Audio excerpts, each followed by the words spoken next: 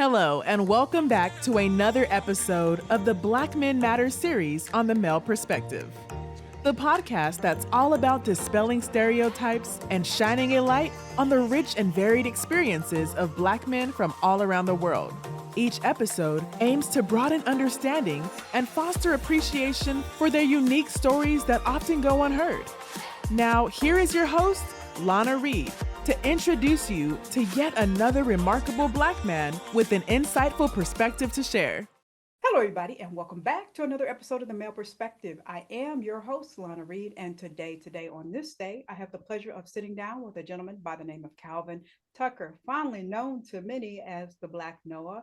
He is an animal advocate and founder of Saving One Creature at a Time, and I am looking forward to spending some time with him today, learning more about how he's helping our four-legged friends. But first and foremost, as I always do, sir, I take a quick moment to pause and say thank you to you for making time for me today. Time is a gift. Once we give it, we can't get it back. So I truly appreciate you making time for me today. And with that, sir, welcome to the show. Thank you for having me. Awesome. Well, I always do my research in preparation for spending time with my guests. And one of the first things that I ran across is your journey started with a little four-legged guy named Henry. So can you tell us how you and Henry crossed paths? Um, First of all, Henry's right in the next room too. He's in the bed. Oh, He's in the bed. He's in the bed sleep. So he's still the boss. But I was working with kids with autism and Asperger's. I was working at this facility and we served kids with autism, Asperger's. We served adults with mental illness, psychosis, and things of that nature. So one day when I got ready to end my shift and go home, I went to put my bags in my car, and there he was, a little 4-month-old kitten sitting by the front tire of my truck. And I many people have asked me this question, like, what was different about that cat? Because I hated cats. I did not like cats. I didn't want to be around cats. I was allergic to cats. I wouldn't come visit you if you had cats. I just didn't care for them. But it was something different about him, just the way he looked at me that day. It touched something in me, and I fed him, and that started this whole mission I'm on. okay. So Henry, he parked himself at the truck and said, You're gonna love me." What is that song? "You're gonna love me." Right. Now let me ask you this, because I just heard you mention you don't you at that time you did not like cats. And I have been a lifelong animal lover since a little girl, especially cats. Cats are awesome. So whenever I run into people who say they don't like cats, I'm always curious as to why. So at that particular time, was it just the allergies you didn't like cats? I mean, they're They amazing. were they were so sneaky and quiet, and I would visit people, and I wouldn't see the cat, and then I look around and the cat is by my shoulder, and it was just too much going on for me with the cats. And I was like, man, these they just so sneaky. I like to hear something coming like a dog. You hear the panting and the loud goofiness. Yeah. So I like that. So it was just something about me. And then I truly was allergic. That's not just an excuse. Because even when I took Henry home, those first 2 or 3 weeks it was rough. Terrible. It was Yeah. rough. Sneezing, scratchy throat, watery eyes. But I just continued to take Alivert and stuck through it, and I got over it. But Mm. to answer your question, they were just so sneaky, and I was allergic. Well, on behalf of the four leggeds, I'm glad you came around, because, like I said, cats are awesome. So They are. they're awesome. So you and Henry crossed paths. How long ago was this? November 18th, 2015. I remember that day, You remember because that that day? day that day sparked something in me. So that day, it should be a national holiday. Okay, Um, King Henry Day. King Henry's Day. But yeah, November 18th, 2015 was Okay. the first day I seen him, and that's when we crossed paths. All righty. So very fittingly, as one could expect, the Black Noah has his own arc. So is that a place where they wait until they get their forever home, or what goes on in the arc there? So the Ark is just basically my house. Mm-hmm. I purchased this home with the help of a lot of supporters because The home has 6 bedrooms, 2 garages. So, and then I have 2 cabins. I bought 2 cabins. Got the porches screened in. Um, Terrific. um, so it houses a lot of cats. And the way what happens is I adopt my cats out of PetSmart in McCullough, which is a subdivision not too far from where I am. But Mm-hmm. we adopt the cats at PetSmart. So say if 2 cats get adopted, then 2 cats that's ready for adoption will come from here and go to PetSmart. 2 cats that I feed at my mini colonies that's ready to be off the streets will get vetted and then come here. And it's just a revolving door Sure. Okay. all year round, every year. Okay. 3 cats get adopted at PetSmart. 3 come from the house, go to PetSmart to take those spots. 3 will come from the streets, come here, take that spot. But I'm actually saving money right now. I've raised a good a bit of money. So I think maybe in 2026, my goal is to buy land and a couple of buildings to put on land. One will house cats, and one will house dogs. And we're gonna that's gonna be the next thing that And you have a happens. full staff, right? You have a full staff. It's just me. Right now, I'm gonna have to get a full staff. It's just I'm a one-man organization. My Okay. nephew, he comes and helps out every blue moon at the house. He'll come and help feed and clean and do things of that. But 98% is me. As far as doing all the adoptions, the vet visits, feeding over 100 cats 7 days a week. That's just outside. Another 20 plus here, and the ones I got at PetSmart, as well as vet appointments. So I do it all by myself, and people ask, how can you do this? And I don't even know. It's just, I always just say God. But God, but It, God. it's God, because I don't even know how I'm doing it. Do you sleep? I get about 4 hours a day, which is very unhealthy. But like I said, I don't even get tired. Keep on going. Like it's God's work. There you go. I This is love it. God's work. It ain't my work. It's God's work. So on a normal day, about how many four-leggeds have the blessing of being in the ark with you? How many people? How many? There's about 26 here, but they're all spread it out. It's not. Okay. It's not. There's not a room. It's 4 live upstairs with me.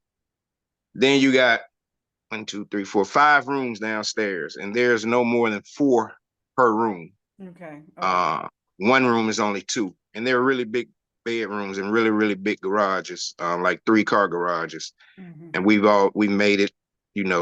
I paid to get the screen doors, the motorized screen doors, Mm-hmm. so I can let my garage doors up in both garages.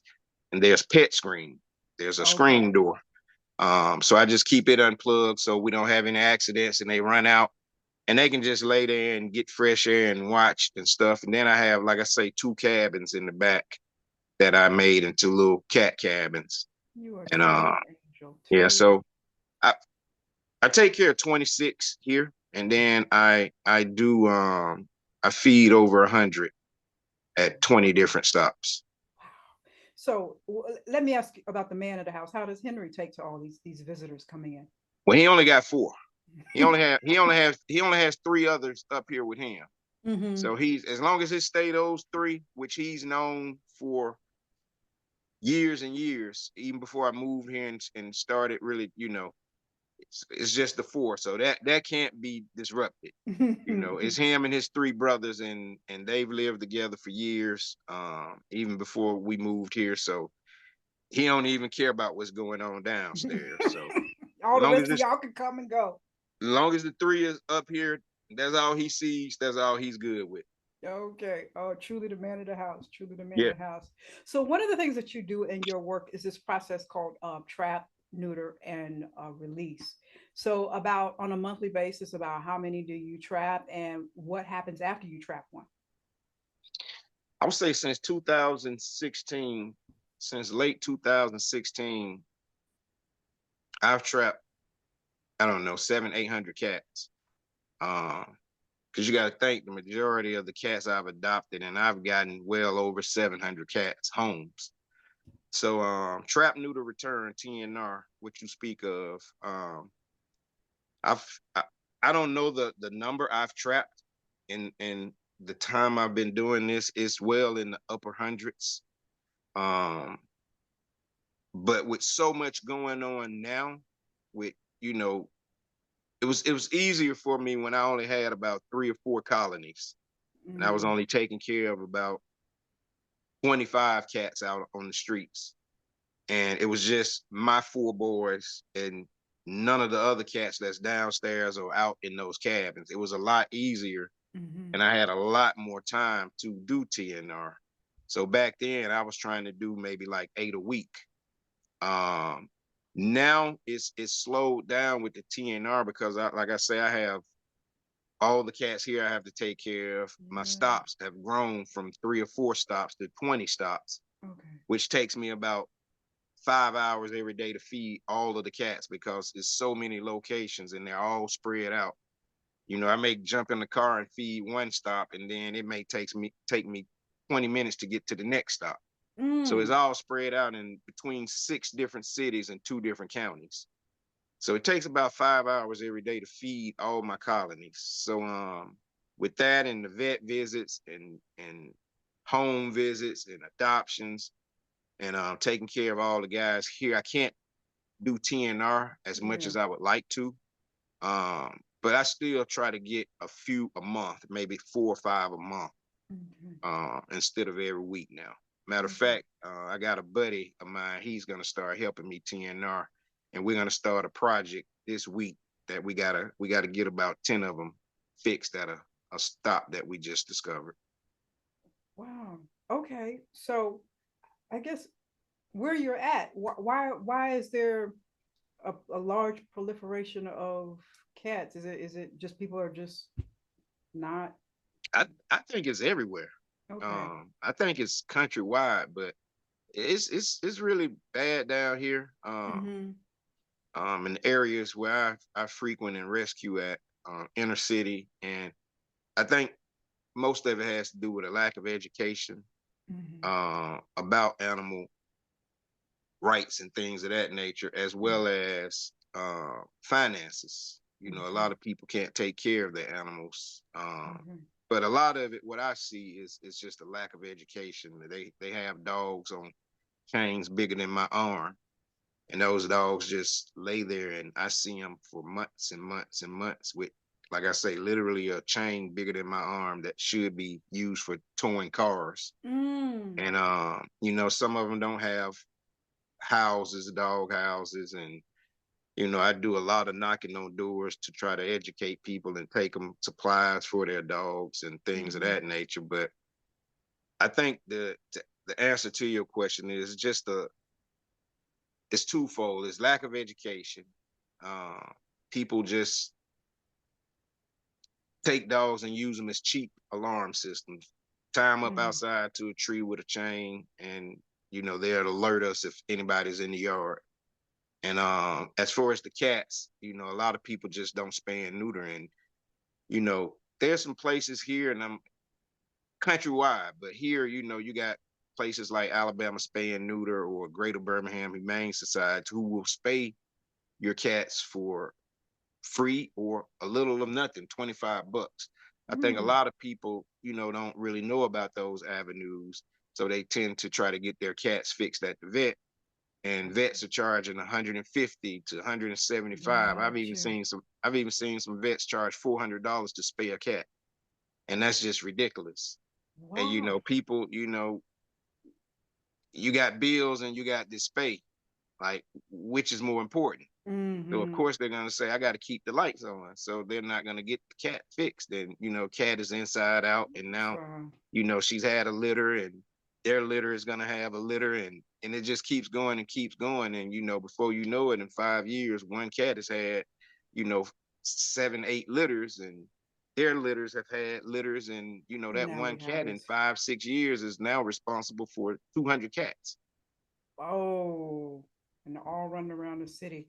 Now you Right. said something I want you to flesh out a little bit more because I know in my travels around one thing that I see is people will get animals, especially dogs, because they're the popular thing at this time, or they think they're going to breed them for entrepreneurial, get some money or whatever. And then what happens is it's too overwhelming for them to take care of, and this animal ends in the shelter or abandoned.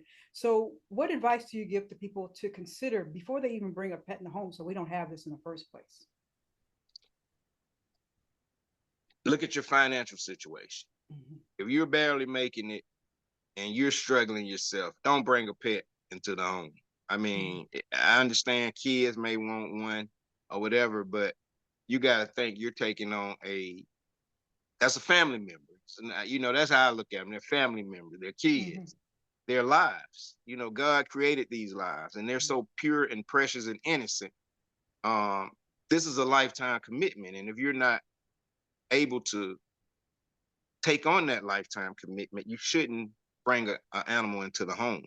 Mm-hmm. Um, as far as the breeding thing, I'm totally against that because I just don't feel like animals should be um, used to try to make a living off of. You Mm-hmm. get people who just overbreed and overbreed and overbreed and I've seen dogs I've rescued with prolapse vaginas and where they've been bred so much that that they're killing the dog slowly. Um, so I'm just totally against that.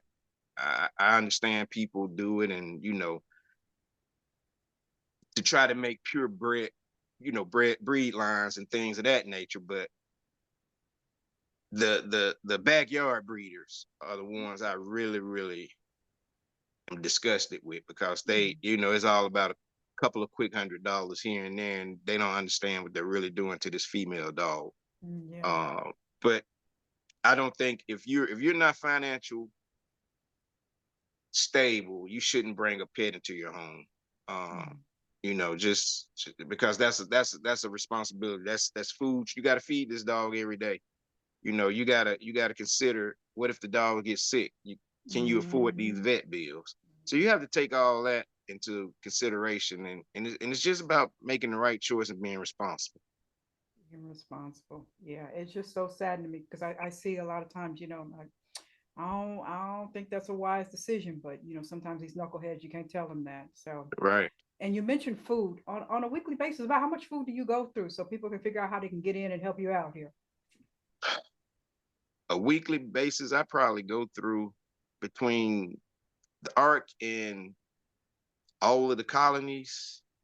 I probably go through roughly, I would say easily 100 pounds of dry food, Oh, just the dry food. about 100 pounds of dry food. That's easily. And to be honest, that might be an understatement. It may be about 150 pounds. Um, and then as far as wet, because I feed dry and wet, whether at Okay. the Ark and outside, they get dry food, wet food, water. Okay. So wet food, I go through about 60 cans a day. That's just outside, about 60 cans a Wow. day.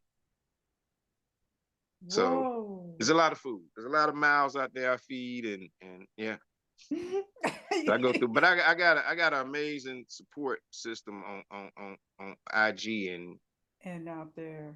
there's never been a day where those cats, those colonies, have missed a day of food. Never. Beautiful. I love I make a post, and I'm running low on food, and within 48 hours, I got 40, 50 boxes good people of in this world. from Amazon on my front steps. Good So people in this world. Good people in this yeah, world. Now, you talked a lot. I've heard you mention a lot about colonies. And people hear this concept of feral cats a lot. Is it possible for a feral cat to come inside and actually be successful in the transition, or feral cats are just always going to be about that street life? I got feral cats. I got one downstairs named Blackie. Blackie was probably the most feral cat I've ever dealt with in my life. I mean, he didn't scratch me so many times outside, Mhm. hissing at me, biting at me, scratching me. Um, the true definition of feral. now Blackie, I can pick him up and love on him, and he'll lap baby now. Mm-hmm. So it's all about what you put into him and the love you give. Blackie got injured. He disappeared on me for about 4 or 5 days, and when he came back, he had a really really big hole in his leg. I didn't even have to trap Blackie. He was so sick, and I just scruffed him by the neck, put him in a carrier, took him to the vet. Um, he almost died at the vet. The vet told me he almost died. They almost lost him because the infection was so bad it had gotten into the bone. So so he almost lost him once, and then thought he might have to amputate the leg. But Blackie was there 2.5 weeks, 3 weeks. Every day I would go, every day, Monday through Friday. They're closed on the weekend, so I couldn't go in. But Monday through Friday, I would go and just talk to Blackie in the cage, and he hissing and stuff. But every day I was there. And Mm. at the end of those 3 weeks, when I picked Blackie, before I picked him up, I would say about day 13, 14, I tried it and reached my hand in the cage, and he hissed, but he let me rub his head. And once I rubbed his back, it was over. It was over. The rest of his stay there, I was rubbing on him and scratching his chin, and he started purring. And once he purred, I'm like, yep, it's over. Gotcha. Blackie downstairs now, and like the friendliest cat probably I've ever rescued. And I done rescued hundreds and hundreds and hundreds. But so yeah, feral cats can be changed and be brought in and rescued. Yeah. They're just Okay. scared. So it's Just all scared. about, if you get somebody who can spend the time with them and help socialize them, a lot of them can make great pets and family members. Okay, okay, good, good tips to know. And I guess speak to this because the reality is the Black Noah can't be everywhere at all times. So us regular folks might cross paths with a distressed cat or dog that we want to help. Any tips for approaching an animal that we're trying to help out?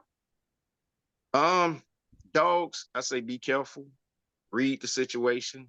Um, if it's injured, just truly be careful. I keep these Kevlar gloves that comes to my elbow, so they're Okay. bite proof. So dogs can't bite through them, cats can't bite or scratch through them. I keep those with me now after being bit by a pit bull and having to go to the hospital. He was on the side of the road, and I see him in. I'm thinking he's injured, so I jump out and he attacked me, and he only got my hand. Um, so I had to go to the ER, get stitches, shots for rabies, tetanus shot, and I left the hospital and went right back to that spot to try to save him. And they was like, "Man, you wild." They wanted to keep I'm gonna me a help little you. longer. I'm like, "Man, I got to get back to help this dog, man." They were like, Mhm. You finna go back and I'm like, "Yeah." So I went back, but Mm. he was gone. But I would say, just be careful how you approach dogs, especially if they are hurt or you can see wounds or they've been hit by a car, Mm. um, as well as cats as well too. Keep gloves and stuff. Keep first aid kits, and if it looks too dangerous, especially like if it's a bigger breed of dog, call animal control and let them deal with it. Okay. Okay. And animal control, I think sometimes because people's hearts are in it, animal control will have a favorable response like Black Noah because sometimes Depends on where you are. Me personally, in my city, I don't call animal control because they suck, okay. and I'm just That being honest. yeah, that But would be my if concern. you're in a good community and a good city, then animal control will probably be a lot better. I've met with the mayor here, and he bragged on how much animal control was, and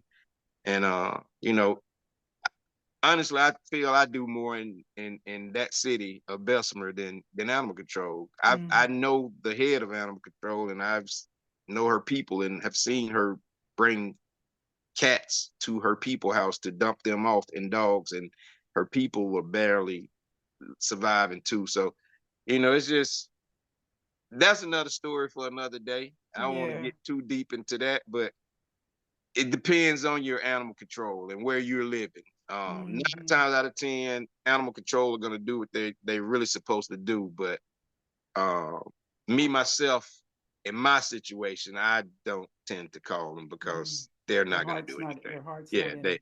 it's just a job for some people. Yeah, just a paycheck, just a paycheck. Yeah. Now, we've been talking about cats and dogs, cats and dogs, cats and dogs. So you've been at this for a minute. Have you encountered any other odd creatures along the way? Me and my nephew and a friend of mine named Kim, we rescued a pig. Um, rescued a fox. The fox didn't make it; it died the next morning. Mm. I've rescued a few possums. Rescued a possum that could fit in the palm of your hand. It was just laying outside in front of my door. So I got it to the vet and contacted a possum rescue, and she took the possum in and all of that. I rescued another possum that had been hit by a car. Uh, I rescued birds. I rescued bees. Um, Bees. yeah, the carpenter bees that flown and was so tired. And I give them sugar water, and I had one stay on my porch in a box for about 3 or 4 days, and until he or she was able to gain strength back and flew away. Um, so yeah, but I say the pig stands out the most because it was just in the alley, just in the alley um, at the back of a strip mall, and me and my nephew had just finished working at my house, and I was gonna take him out, and he was like, "Bag up!" Just saw a pig in the alley, and I'm like, "Bag up!" And there was a little pot-belly pig just in the alley Somebody just behind a dumped the strip pig. place. Somebody just dumped the pig off. Somebody dumped him off. It was a baby, and I think he had grown a little too big than what they thought he was going to grow. And he was just in the back of an alley behind a mall. So he was, Irresponsible yeah, people. and me and my nephew stayed there for like an hour, just scouring the internet and Facebook, and we found a pig rescue.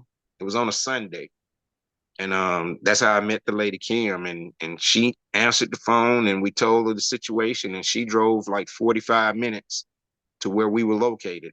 And we got the pig, and she got the pig neutered and sent me the pig got adopted, and she sent me videos and pictures of the pig. And when we rescued him, he probably weighed about 50 pounds. He weighs well over 400 pounds now. He's huge. Oh, he's a He's big one alive. now. Oh, he big. He's big. So and my thing is he didn't turn into bacon. So I was That's I was right. happy. I was happy about that. He's not on anybody's Yeah, table. yeah, he ain't on nobody's plate. So that was a good one for me right there. And the possum on the porch is like, there's a rumor going around town. If you just get to the Black Noah's house, you're gonna be all right, right? Yeah, yeah. I done had so many. I've had fox show up and And so, um hey, you that man, coyotes. you that Yeah, guy. yeah. We know if we can make it here, we ain't got to worry about getting hurt. You gonna feed us, Just make it over there to that man's house. You're gonna be all right. right? That's all right. So another thing, as I was roaming around trying to spend some time with you today and be prepared to ask the right questions, I stumbled across a theme song. I have never ran into an animal advocate that has his own theme song. So, and I advise the audience to check it out because the beats is tight. How'd you get your own theme song? Man, that was an honor. That was an honor right there. And it's by one of my favorite artists. Like, not saying that because he did the theme song. He did the You thing. He did just, the thing with man, that. he one of the best. Ira Dorsey, aka Bootleg from the Data Mm, family. I mean, he's a legend. yeah, Like, this is not some little local guy. He's from Flint, Michigan. yeah. But I always loved his raps and followed his whole career from their first album. Mm-hmm. I bought one of his album called Death Before Dishonest. I probably bought that album about 4 times. Mm-hmm. And just following him on social media, and I reached out one day. He was on live, and I reached out on the live and was like, "Hey, I run an animal rescue. Can you do a theme song for me?" And he was like, he was gonna inbox me. And he said he was gonna inbox me after that live ended, his live. Mm-hmm. So he didn't inbox me. I know they had a show that night, so I was like, "Well, he ain't gonna do it." And the next day he called me because I had shot him my number Mm-hmm. in his DM, and he called me, and And what I love about it is I just briefly told him about my life over the phone. Mm-hmm. Uh, how I was in the streets, and at one point I was in the streets, and how I changed my life. Mm-hmm. And if you listen to the song, he mentions all of that. And He I told did. him some of the names of the cats and that I wanted in there. And he took just me giving him like a 30-second clip of my life, and he transformed that into that masterpiece. It is a And like I masterpiece. said, it meant a lot because it came from him, somebody who Mm-hmm. I really, really liked and followed. So Mm-hmm. yeah, That's what, bootleg from the Dayton family. He did that. yeah, because I listened to it and I said, hold up. I said, let me rewind. Let me. I said, oh, he got a theme song. He got a theme song. I was Yeah, like, okay, yeah, okay, okay, yeah. That was big. That was big right there. okay.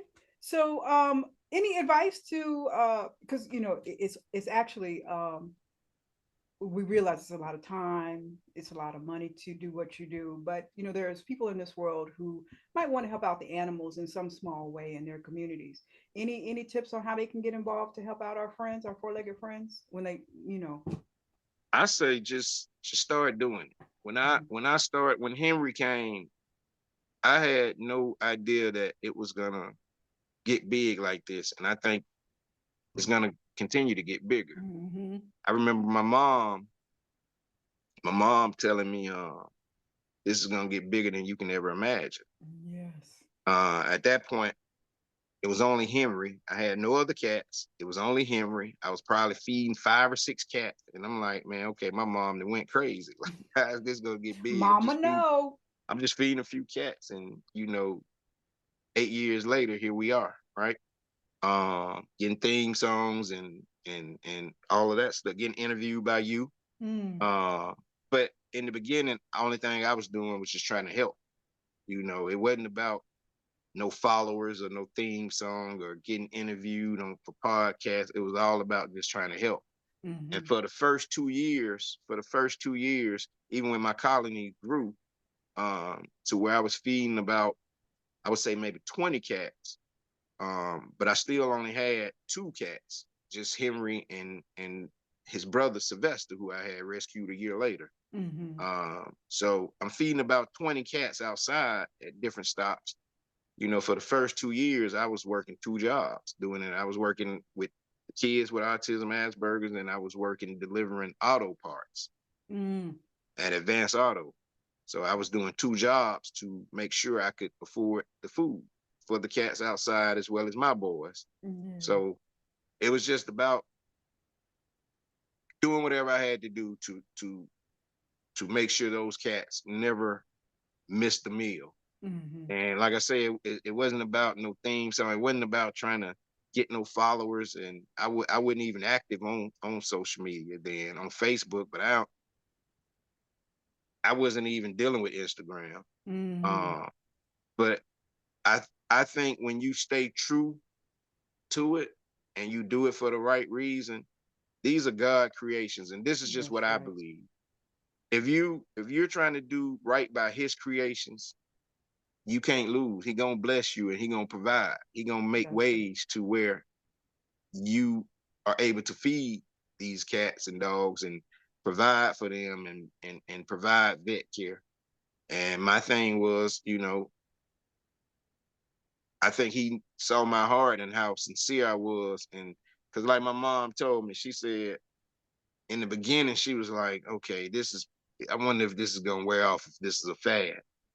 But she said the night she knew that, yeah, he destined to do this. Mhm, It was a super bad thunderstorm. I mean, tornado warnings and everything. And I'm talking, it's 100% rain, like monsoon. And she called me, and I'm out in it, feeding the cats. I'm putting oh, food out, mm, drenched. mm, No raincoat, nothing, just soaking wet. But I got to feed these cats. They're not in the rain. They're not out in it because they're in the warming houses or up under houses. But mhm, I'm putting food out so when the rain yeah, stops, food will be there. And I feed in little stations that I make that'll keep the food dry. Gotcha. So Okay. she said when she saw me out in that thunderstorm that night and how bad it was, the weather and tornado warnings and the sirens for tornadoes, and I'm out in it trying to feed it. She was like, "Yeah, this is His like this heart for is real. in it. His heart is This in it. for real."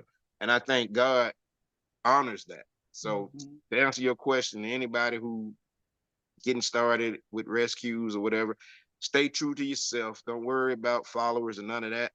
That's gonna come. Mm-hmm. Um, Stay true to you and the animals. Keep it all about the animals, and the rest is gonna fall in place. That's right. Do God's work. Do God's work and let him bless you accordingly. Has mom adopted a animal along the way? She hadn't, but she's trapped. She's trapped since I started doing this. She's trapped 6 cats that's shown Mm, up to her house. One, two, three, one, two, three of them live here now. go mom. Three Okay. three of them live with me now. Okay. And the other three have been adopted. Okay. Go mom. So All so right. she's six. It's 8 cats because some are in foster homes right now too. So she doing her part. That's right. I tell you, my heart, I could not do it because I think I would end up with keeping everybody. I Yeah, just it's not for me.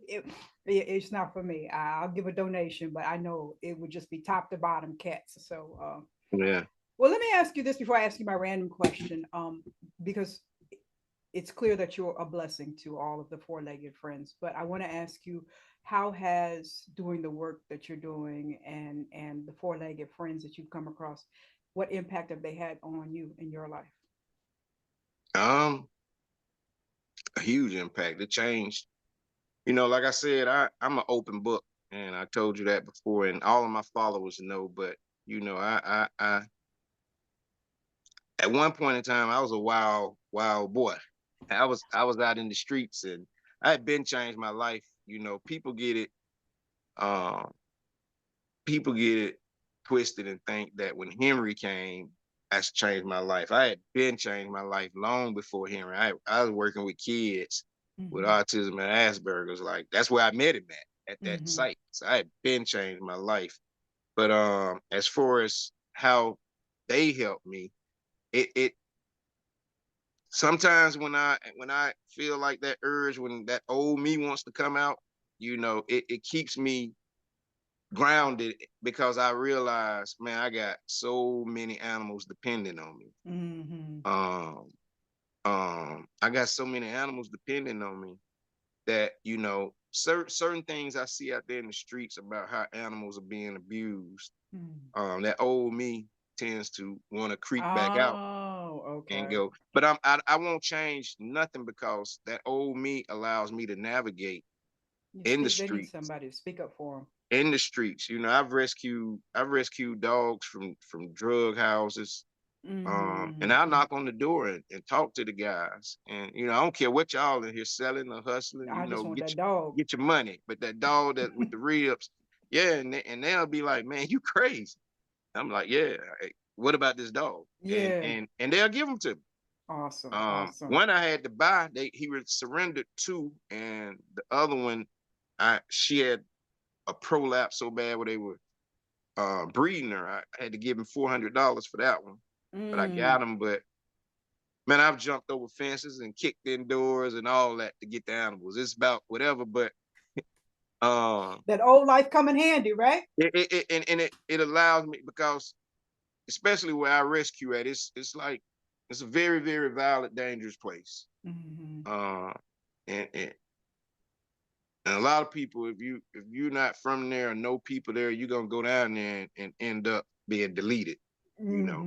Mm-hmm. Mm-hmm. So a lot of the people, you know, they know of me from the old me, and it gives me access to just roam that whole city and do what I need to do, and Do the work you need to and do. but I still stay bulletproof vest up and keep protection and all that. And no rescue I feel should have to go through all that. But at the end of the day, uh, I salute everybody who do rescue, but I don't even I look at myself totally. I got my own lane. Yeah. Like I'm really out there and I'm willing to die for this. Yeah. Like I put myself in some real situation. I've had AR-15s pulled on me about the treatment of this dog, and I'm not leaving. Like, it ain't the first gun I had pulled on me. It's like don't scare, and I ain't scared to die. I don't Mm-hmm. want to die now, but I Mm-hmm. understand we all gonna die. But I'm truly willing to die to help that dog right there. Mm-hmm. Um, but the animals, they keep me grounded because a lot of times when I wanna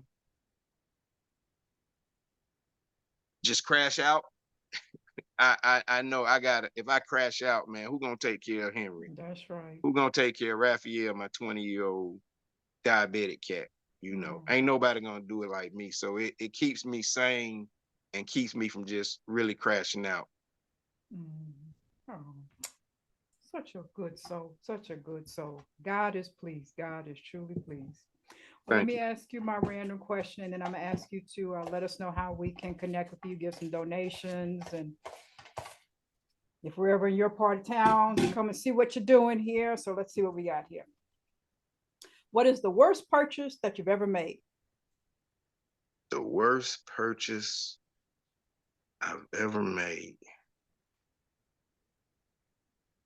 Um, I would say that would be in 2004 when I won a settlement. And I bought my sister friend.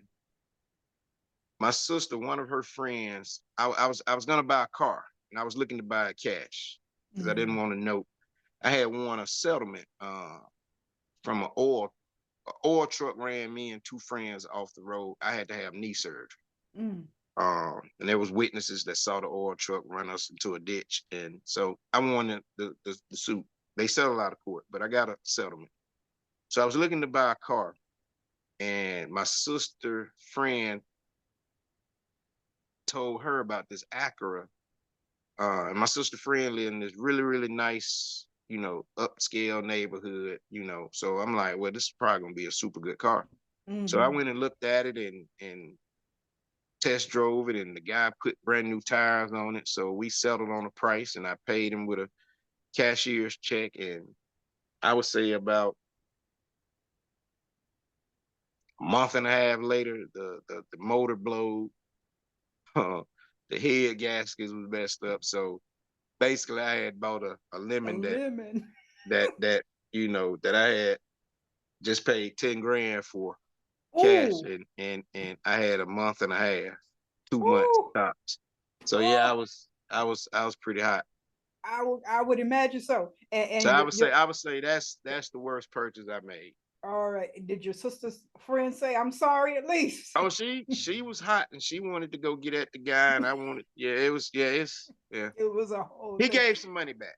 He Okay. did Okay. he did he did give the majority of it back. I didn't get my Okay. whole 10 grand, but he gave me 7,500 back. Okay. Okay. Okay. Because So he knew that what kind he of was selling to you in the first place. right. Okay. All right. Well, sir, how do we connect with you? We want to give donations. I know as I was roaming around, I saw you have an Amazon list and all that stuff, but just let us know how we find you. Yeah, if you're on social media, you can follow me at Black Noah One on Instagram. And in my bio, there's a link tree, Mm-hmm. and you go to that link tree, and that gives you ways to donate, whether it be for the Amazon wish list for all the animals out there, or whether you want to donate through PayPal or whatever. Okay. But Okay. it's at Black Noah One on Instagram, and you can just look. If you're on Facebook, you can type in Calvin Tucker, and I'll be there. Yes, indeed. I like it. I like it. And so next year we should be looking for you to have your land and all of that. It's coming. It's coming. My supporters we've raised a substantial amount.